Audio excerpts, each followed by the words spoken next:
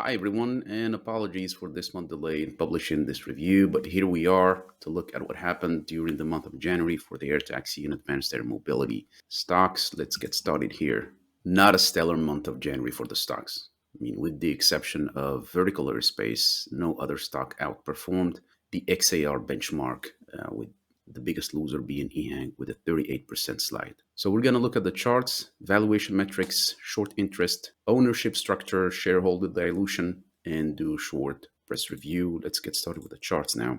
Archer broke below the weekly 30 moving average. That's the white line on the right chart with a clear support at the 200-day moving average, which is the red line on the left chart. So clearly a downtrend here. EHang accelerated its downtrend and it's on a clear path for dead cross on the daily, which is a bearish signal.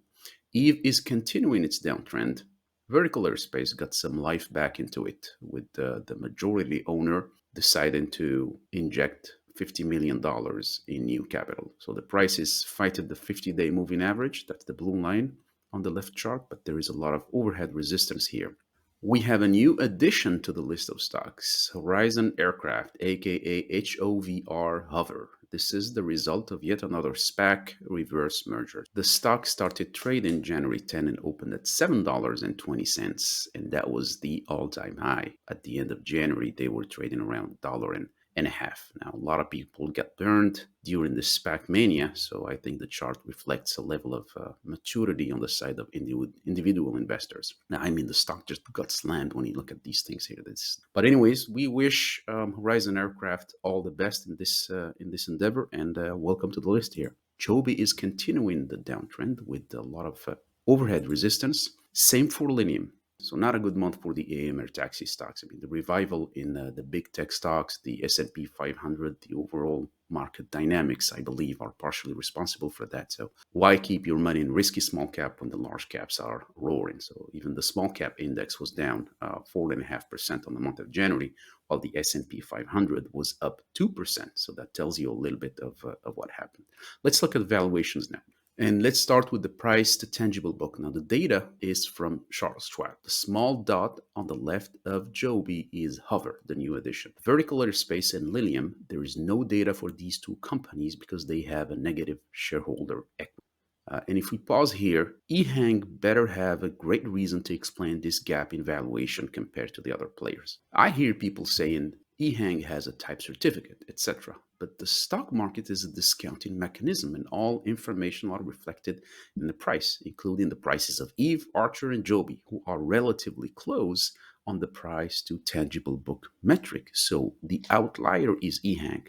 Let's look at another valuation metric, the enterprise value over the firm order value. So again, the enterprise value data is from Charles Schwab. Firm orders in number of units are from SMG Consulting. It's a respectable firm that covers the advanced air mobility market, amongst other things. And I'm planning to interview its founder, Sergio Tsukuta, on this very same channel. Sergio has done a lot for this nascent industry, and I'm looking forward to speaking with him. To get from firm orders to firm value, you just multiply the number of firm orders by the publicly available sales price for the aircraft. So 5 million for Archer and Eve, 4 million for Vertical, 10 million for Linium, and $410,000 for EHang. So neither Eve or Hover have firm orders, so we won't see them on this chart. We'll see them in the next one, which has all orders, including the optional ones. No data for Joby, since they don't intend to sell their aircraft, so they're not on this chart and won't be on the next one. So for EHang, they do not have firm orders, but they have deliveries. So I used 214 aircraft deliveries as a proxy. Observation again, EHang is still largely overvalued compared to the other companies. Now the enterprise value over all order value. So not only firm orders, but also optional orders and whatnot. So the same observation regarding EHang. It is still largely overvalued compared to the other companies. Now, EHang was down 38% during the month of January, and Archer was down only, between air quotes, 18%. So that closed the gap because the chart last month was even more staggering. So I'm presenting facts here, and I want to keep this video short, but if you want to listen to my analysis on EHang valuation, I'll leave the thumbnail for you to click on at the end of this video. Let's look at the short interest. So flat for Archer and EHang, But Joby and Lilium are continuing to see selling pressure, while the small caps are seeing the numbers of shares shorted declining. Let's look at the short interest ratio here in percentage. So the trend correlates for Lilium and the small caps with the short interest in percentage. Joby still showing stable with small declines for EHang and Archer, who are already at the 20% dreaded level. Looking at the ownership structure and insider transactions, so some clear outliers here when you look at this chart. Eve is owned by Embraer, and you can feel it from this chart. I mean, it's still a mystery to me why they listed this subsidiary just to keep it at this level of ownership. So same thing for Vertical Aerospace. It's still owned at almost 70% by its founder. The highest institutional ownership is in Archer and Joby, and the individual investors are the most at risk with EHang and to some extent Lilium. I'm still tracking the 6 million shares sale event that happened in December 28th of last year. So regulatory filings are not yet loaded. So I still don't have an answer to that massive sale, but it's on my radar. Nothing of major importance to report on the insider transactions front, mainly because many companies are not incorporated in the US, so they do not have stringent reporting requirements. One thing to note, however, is some level of institutional ownership in Joby. Capricorn Investment offloaded $3.5 million worth of shares between the end of November and mid-December. No other institution reported any selling. Let's look at the dilution now. Lilium remains the king of dilution with almost a 33% growth in outstanding shares. So no wonder why their stock price is still in the $1 vicinity, followed by Archer at 24%. So this tells you why some stocks have not made it back to $10 par value of their SPAC merger. They are still aggressively raising capital by issuing mixed securities like shares and warrants. Something to consider when looking at these startups. Let's do a quick press review here. Archer, nothing of huge interest.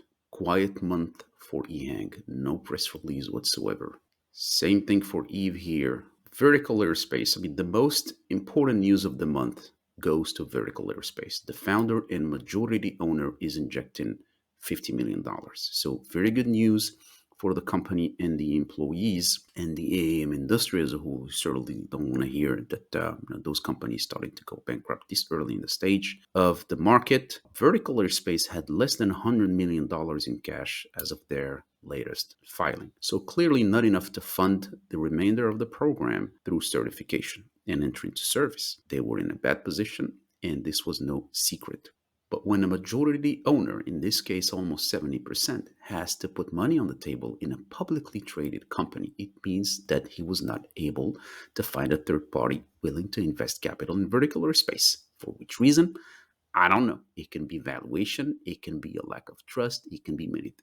So while this injection of cash is for the short term a good thing for the company, I mean, over the long run, it may be symptomatic of a deeper problem with Vertical Aerospace. Horizon Aircraft, our new addition. A busy month with the SPAC reverse merger, but nothing of substance just yet. I also like how they tease you on the landing page of their website. I mean, introducing the world's first hybrid electric vertical takeoff and landing aircraft designed and built for the real world. I mean, intrigued. World first hybrid. Question. And then the real world, like the others are building it for the metaverse, I guess. Anyways, last but not least, Lilium, nothing of major significant for January. So overall, a boring month on the news front, but don't forget, when it comes to investment, boring is good. That's it for this month, folks. Stay out of trouble and see you in early March. Take care.